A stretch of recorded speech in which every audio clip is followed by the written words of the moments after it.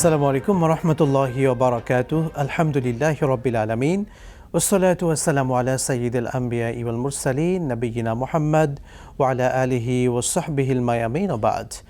দর্শক মণ্ডলী, আপনাদের সকলকে আন্তরিক অভিনন্দন জানাচ্ছি। এসএটিভির পর্দায় আপনাদের প্রিয় অনুষ্ঠান মুনতাহা স্টিল নিবেদিত বরকতময় মাহে Ramzan, powered by Aziz plastics limited, সহযোগী স্পন্সর বিআরবি এবং হোমাম ল্যান্ড ডেভেলপমেন্ট।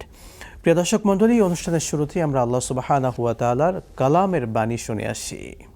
আউযু বিল্লাহি মিনাশ শাইতানির রাজীম।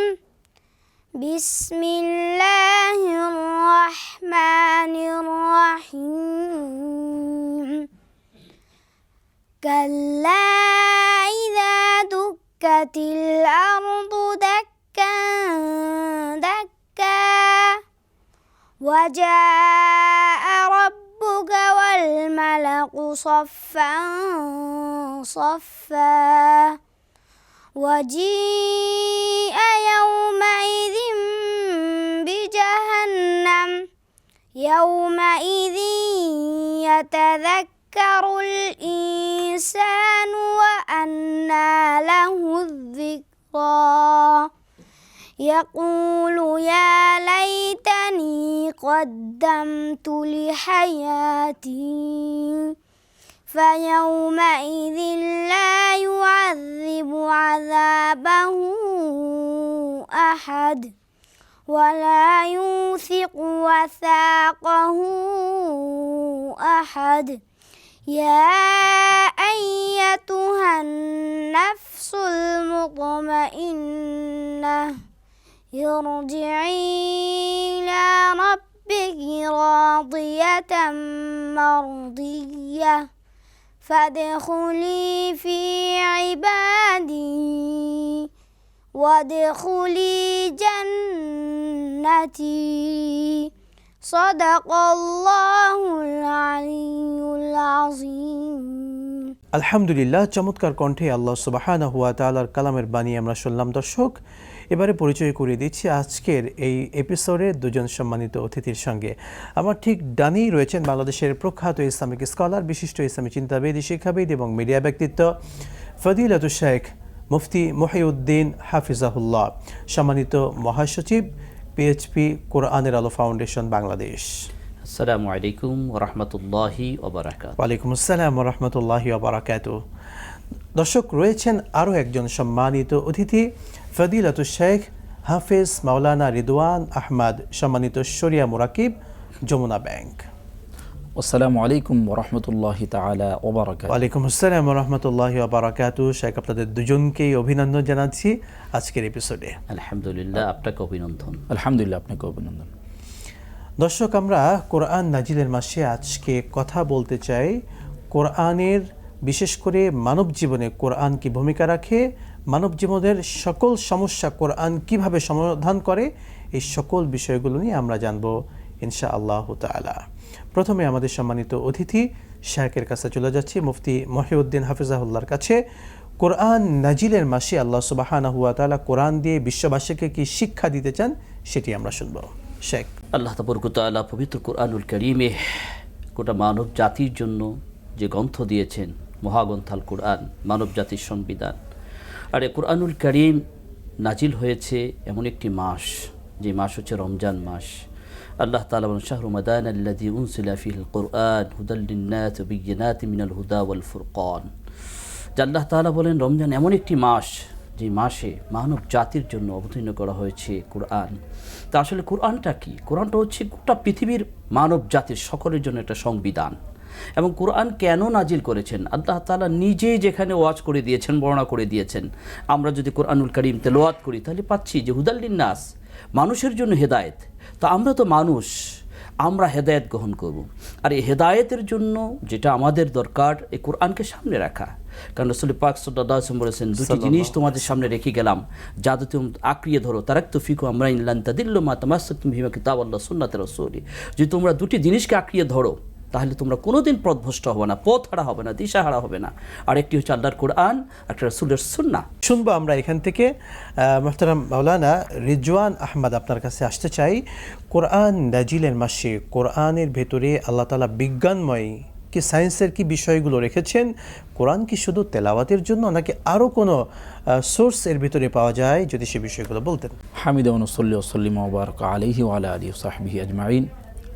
আপনি যে পয়েন্টটা দিয়েছেন এই পয়েন্টটার প্রথমেই বলতে হয়, আমি যদি কোরআনকে জিজ্ঞাসা করি কোরআন তুমি কি, তখন কোরআন কিন্তু এই প্রশ্নের উত্তর দেওয়ার জন্য রেডি। কোরআন বলছে মা ফাররাতনা ফিল কিতাবি মিন শাই, সুবহানাল্লাহ, আমার ভিতরে এমন কিছু নাই যেটা আমি আলোচনা করি নাই। তথা এটা যদি আপ টু দ্য বটম বলি, মানব জীবনের সব কিছু, বিজ্ঞান, কমার্স, সায়েন্স এবং মানুষ কিভাবে চলবে, কিভাবে তার সকাল, কিভাবে তার বিকাল, কিভাবে তার ব্যক্তি জীবন, পারিবারিক জীবন, সামাজিক জীবন, রাষ্ট্রীয় জীবন, সব কিছু এখানে আছে। সূরা বাকারার মধ্যে একটা আয়াত আছে যে রাসূল সাল্লাল্লাহু আলাইহি ওয়াসাল্লামকে যখন জিজ্ঞাসা করা হলো যে কোরআন কিসের কিতাব, তখন এই আয়াত বলতেছে ইয়াতলু আলাইহিম আয়াতিহি ওয়া ইউযাক্কিহিম ওয়া ইউআল্লিমুহুমুল কিতাবা ওয়াল হিকমা। এখানে 4টি পয়েন্ট কিন্তু খুব সুন্দরভাবে চলে আসছে। শেখ চমৎকার বলছিলেন, আমরা শুনবো বিরতির পরে আরও বিস্তারিত। প্রিয় দর্শক মণ্ডলী, কোরআন নাজিলের মাসে সুন্দর সময় দেখছিলেন এসটিভির পর্দায় আপনাদের প্রিয় অনুষ্ঠান মুনতাহা স্টিল নিবেদিত বরকতময় মাহে Ramzan, powered by Aziz plastics limited, সহযোগী স্পন্সর বিআরবি এবং হুমাম ল্যান্ড ডেভেলপমেন্ট। নিচ্ছি ছোট্ট বিরতি, সঙ্গেই থাকুন, ফিরছি ইনশাআল্লাহ।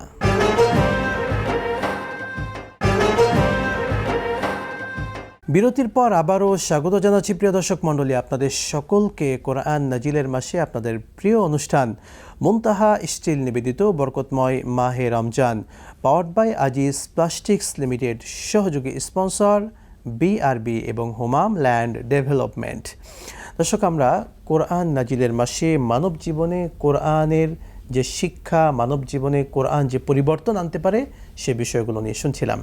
মোহতারাম শেখ, আপনার কাছে আসতে চাই। আপনি দীর্ঘ সময় থেকে কোরআন নিয়ে কাজ করছেন, আলহামদুলিল্লাহ। আপনাকে বাংলাদেশের যারা কোরআন প্রেমিক মানুষেরা, কোরআন যারা বুকে ধারণ করে, তারা আপনাকে চেনে। কোরআনের এই আলোকে বিশ্বব্যাপী ছড়িয়ে দিতে আমরা আসলে কি ভূমিকা রাখতে পারি এই রমাদান মাসে? কোরআন আল্লাহ তাআলা দিয়েছেন, এ কোরআন আল্লাহ তাআলার বাণী। এটা আসলে আমাদের বলতে কি, আমাদের দেশে কোরআন কিন্তু গোটা পৃথিবীতে ছড়িয়ে দিয়েছেন। আরব থেকে, মক্কা থেকে আমাদের থেকে আসছেন। কিন্তু সৌভাগ্য যে এই মাতৃভূমির মধ্যে আল্লাহ তাআলা এত কোরআনের হাফেজ তৈরি করার সুযোগ করে দিয়েছেন, যারা আজকে গোটা বিশ্বকে আলোকিত করছেন। আল্লাহু আকবার। বিশ্বে আরব কান্ট্রিতে যাদের ভাষা আরবি, যাদের জীবনটা আরবি, কিন্তু তাদের সাথে কম্পিটিশনের মাধ্যমে বাংলাদেশের সোনার ছেলেরা এই বাংলাদেশের লাল সবুজের পতাকাকে কোরআনের মাধ্যমে যেইভাবে গোটা বিশ্বে পরিচিত করে তুলেছেন, এটা কিন্তু পৃথিবীর মধ্যে কোনো খেলা, কোনো ইভেন্ট, কোনো কিছু সাংস্কৃতিক জগৎ দিয়ে তুলতে পারেন নাই। তা আমি যে কথাটা বলতে চাই, কোরআনের কারীম আল্লাহ তাআলা মাহে রমজানে নাজিল করেছেন। এখন কোরআনটা কেন নাজিল করেছেন? এই কোরআন কেন? আমরা কিন্তু আসলে মুসলিম হয়েছি, মুসলমানের ঘরে জন্মগ্রহণ করেছি, কিন্তু কোরআন কিন্তু আমরা বুঝি না। কিন্তু কোরআনুল কারীম আমাদেরকে পরিশুদ্ধভাবে তেলাওয়াত শিখতে হবে। এটা কিন্তু ফরজ। এই ফরজটা কিন্তু আমরা জানি না। আমরা মনে করছি অন্যান্য ভাষা যেগুলি আছে আগে পরিশুদ্ধ করতে হবে। না, আপনি মুসলিম ঘরের সন্তান হিসাবে আগে পরিশুদ্ধ কোরআনুল কারীম তেলাওয়াত করতে হবে। আমরা তো মনে করি যে পৃথিবীর জাগতিক জীবনে মানুষের লেখা, মানুষের আবিষ্কার, এই জ্ঞান দিয়ে আমরা পণ্ডিত হয়ে গেছি। না, যত বড়ই পণ্ডিত হন, কোরআনের জ্ঞান যদি অর্জন করা না যায় তাহলে কিন্তু আপনি পণ্ডিত হতে পারেন নাই। তো এই কারণে এই কোরআনের অর্থ, মর্মকথা, কোরআন কেন আসছে, কি মেসেজ নিয়ে আসছে, এটা জানার জন্য আমাদেরকে সেই সুযোগ গ্রহণ করতে হবে। তাই সেই সুযোগটা কিন্তু মাহে রমজান, যেহেতু কোরআন নাজিলের মাস, আসুন, সুবর্ণ সুযোগ এই মাসটি, সুবর্ণ সুযোগ। জি, জাযাকাল্লাহ শেখ। আবারও আসবো আপনার কাছে। শেখ, আপনার কাছে আসতে চাই মাওলানা রিদওয়ান আহমদ। আপনি চমৎকারভাবে কোরআন যে বিজ্ঞানময়, এটা কোরআন থেকে প্রমাণ করছিলেন। আমরা যারা চিকিৎসক আছি, তারা কি কোরআন থেকে কোনো শিক্ষা বা কোরআন থেকে তারা কোনো তথ্য উপাত্ত পাবে? কোরআন কি তাদের জন্য কোনো কিছু দিয়েছে? যেহেতু আমরা শুরুতেই বলেছিলাম মা ফাররাতনা ফিল কিতাবি মিন শাই, কোরআনের মধ্যে এমন কোনো জিনিস নাই যেটা মানব জীবনের আলোচনা হয় নাই। তো এই কথার মধ্য দিয়ে কিন্তু সব কিছু চলে আসে। চিকিৎসক যারা, তাদের জন্য কিন্তু বেহেশত পাওয়া কিন্তু অনেক সহজ একটা জায়গা আছে। আমার এই জায়গা থেকে বলতে চাই, নাম্বার 1 হচ্ছে তারা এই দেশের মানুষের চিকিৎসা ব্যবস্থা নিয়ে কিন্তু দিনরাত কাজ করছে। সুষ্ঠু, সুন্দর আমাদের সরকারের পাশাপাশি বেসরকারিভাবে তারা কিন্তু এগিয়ে আসছে এবং তাদের মেধা এখানে কিন্তু ইনপুট করছে। আপনারা জানেন মেডিকেল স্টুডেন্টরা কিন্তু অনেক মেধাবী হয়। তারা যদি তাদের এই মেধাটাকে কোরআনের সাথে যদি একসাথে রেখে, আপনারা জানেন যে চিকিৎসা ক্ষেত্রে মুসলমানদের অবদান কেমন।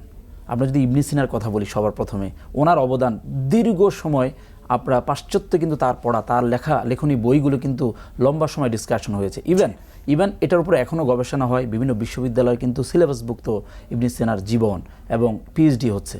আমার কথা হলো একজন যিনি ডাক্তার, তিনি হয়তোবা 130টা আয়াত মনে নাও রাখতে পারে, কিন্তু সে 5টা রাখুক, 5টা থেকে 6টা হোক, এই বছর 7টা, পরের বছর 8টা, এইভাবে করে একসময় 50টা আয়াতের মালিক সে হবে। মানে বুঝার যেগুলো বায়োলজি রিলেটেড অথবা চিকিৎসা শাস্ত্র রিলেটেড, তাহলে যেটা হবে তার জ্ঞানের জায়গা বড় হবে এবং সে যখন কর্মে সে কাজ করবে তখন আল কোরআনের উপস্থিতি সবার আগে রাখবে। এভাবেই কিন্তু জগৎ পরিবর্তন, আল্লাহর ভয় তৈরি হবে এবং মানব সেবা জায়গাটা কিন্তু মূল দাঁড়িয়ে যাবে। ডেফিনেটলি। জাযাকাল্লাহ। শুনবো আবার আপনাদের থেকে বিরতির পরে।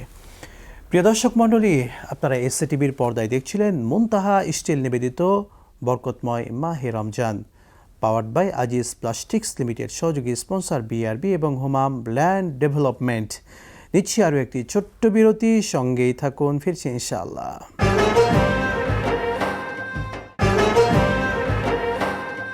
বিরতির পর আরও একবার স্বাগত জানাচ্ছি প্রিয় দর্শক মণ্ডলী, আপনাদের সকলকে আপনাদের প্রিয় অনুষ্ঠান এসএ টিভির আয়োজন মুনতাহা স্টিল নিবেদিত বরকতময় মাহে Ramzan, powered by Aziz plastics limited, সহযোগী স্পন্সর বিআরবি এবং হোমাম ল্যান্ড ডেভেলপমেন্ট। দর্শক মণ্ডলী, কোরআন নাজিলের মাসে কোরআনের তথ্যগুলো নিয়ে আমরা কথা বলছিলাম আজকের অনুষ্ঠানে। শেখ, আপনার কাছে আসতে চাই আরও একবার, যারা কোরআনকে সিনায় ধারণ করে সেই কোরআনের হাফেজদেরকে আমরা রাষ্ট্রীয়ভাবে কিভাবে সম্মানিত করতে পারি, যেহেতু তাদেরকে আল্লাহ পাকের এই কোরআন তারা ধারণ করেছে, রাষ্ট্রের কি দায়িত্ব তাদের প্রতি, যদি আপনি একজন কোরআনের অন্যতম বাহক হিসেবে বলতেন। আলহামদুলিল্লাহ। কোরআনের হাফেজ এই শব্দটা আসলে শরীর শিহরিত হয়ে ওঠে, যে পুরা কোরআনকে মুখস্থ করা, হাফেজে কোরআন হওয়া। যেহেতু গোটা পৃথিবীর মধ্যে কোনো গ্রন্থ নেই যে ফার্স্ট টু লাস্ট একদম মুখস্থ করতে পেরেছে, এই আল্লাহ তাআলার কোরআনে হাফেজে গোটা পৃথিবীর মধ্যে। আমাদের দেশে একটা জরিপে দেখা গিয়েছে প্রায় 6 লক্ষাধিকের উপরে বাংলাদেশে হাফেজ কোরআন আছে। এই কোরআনে হাফেজরা যেহেতু বাংলাদেশকে তারা কোরআনের মাধ্যমে গোটা পৃথিবীতে তুলে ধরছেন, আর পৃথিবীর মাঝে বাংলাদেশ একটা ছোট্ট দেশ, এই ছোট্ট দেশটার এই মানচিত্রের মধ্যে যারা দায়িত্বশীল আছেন, যদিও পৃথিবীর বৃহত্তম মুসলিম রাষ্ট্র বলা হয়, কিন্তু রাষ্ট্রের মুসলিম রাষ্ট্র হিসাবে মুসলমানদের যে কোরআন, মানব জাতির যে সংবিধান, যারা এটাকে গোটা পৃথিবীতে ছড়িয়ে দিচ্ছেন এবং হাফেজে কোরআন হচ্ছে, তাদের প্রতি আমাদের সরকার, আমাদের দেশের দায়িত্বশীলদের যে তাদের বিবেকের কাজ হচ্ছে তাদেরকে প্যাট্রোনাইজ করা, তাদেরকে উৎসাহিত করা এবং তাদেরকে সম্মানের একটু জায়গা ব্যবস্থা করে দেওয়া। হাফেজ মাওলানা রিদওয়ান আহমদ, আসতে চাই আপনার কাছে। এই কোরআন নাজিলের মাসে কোরআন শিক্ষার জন্য সহজ ওইটা কি গ্রহণ করতে পারি আমরা? অবশ্যই এটা একটা গুরুত্বপূর্ণ আলোচনা। সারা বছর কিন্তু আমরা কোরআন থেকে অনেক দূরে থাকি, কারণে অকারণে, ব্যস্ততার মাঝে। কোরআন কিন্তু বারবার আমাদেরকে ডাকে।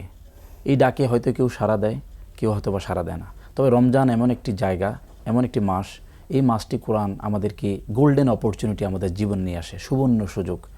আমরা অনেকে রমজানকে ভয় করি, মানে আল্লাহর জন্য রমজানকে রেসপেক্ট করি। আমি সেটাই ধরে নিলাম, এই রেসপেক্ট করে হলেও রমজানকে আমরা কোরআন কিন্তু মানে বেসিক থেকে একটা অ্যাডভান্স পর্যন্ত শিখতে পারি। আমরা এই ক্ষেত্রে অনলাইনকে খুব ভালোভাবে ইউটিলাইজ করতে পারি এবং কনসিডার করতে পারি, কারণ অনলাইনে কিন্তু অনেকগুলো অ্যাপ আছে, অ্যাপ্লিকেশন আছে গুগল প্লে স্টোরে। সেই অ্যাপ্লিকেশনটা এমন যে আপনি যদি টিচার না পান, অনেকে একটু বয়স হয়ে গেছে, বৃদ্ধ হয়ে গেছে, একটু ইতস্ত বোধ করে টিচারের কাছে যেতে, তো তিনি কিন্তু ওই কোরআনকে যদি কিছু অ্যাপ আছে এরকম, যে অ্যাপকে যদি আপনি আক্স করেন, অ্যাপ আবার শুদ্ধ উচ্চারণ সহ আপনাকে শিখিয়ে দেবে। কোরআন যতবার শুনছি, যত স্টাইলে শুনেছি পৃথিবীর তেলাওয়াতকারীদের, প্রত্যেকটা স্টাইল, এবং মনে হয় যে নতুন করে এই কোরআনকে আবিষ্কার করছি।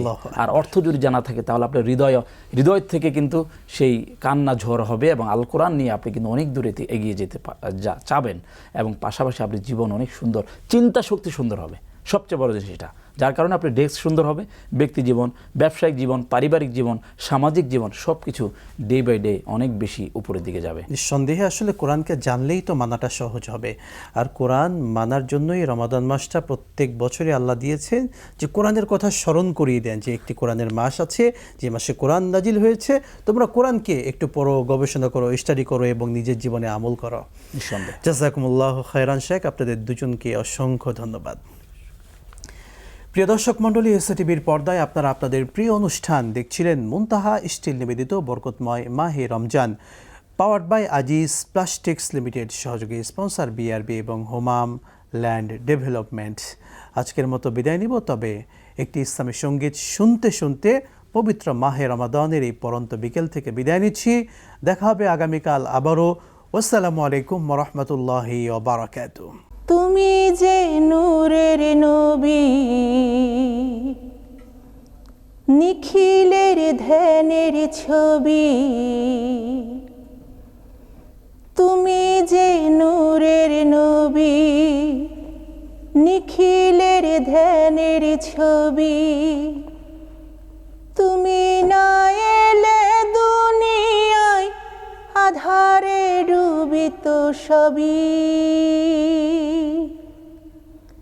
ইয়া নবী সালামু আলাইকা, ইয়া রাসূল সালামু আলাইকা, ইয়া নবী সালামু আলাইকা, ইয়া রাসূল সালামু আলাইকা, ইয়া হাবিবি সালামু আলাইকা, সালাওয়াতুল্লাহি আলাইকা, ইয়া নবী সালামু আলাইকা, ইয়া রাসূল সালামু আলাইকা।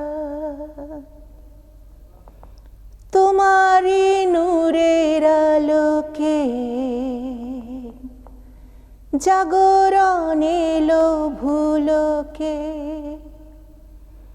তোমারি নূরের আলোকে জাগরণ এলো ভুলোকে। হাসিয়া উঠিল বুলবুল, হাসিল কুসুম পলকে। ইয়া নবী সালামু আলাইকা, ইয়া রাসূল সালামু আলাইকা, ইয়া নবী সালামু আলাইকা, ইয়া রাসূল সালামু আলাইকা।